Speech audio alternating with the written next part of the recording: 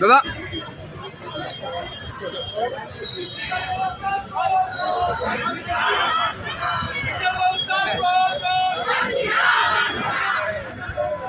Hello, ওই গাড়িটা তুমি ব্যাক করছো?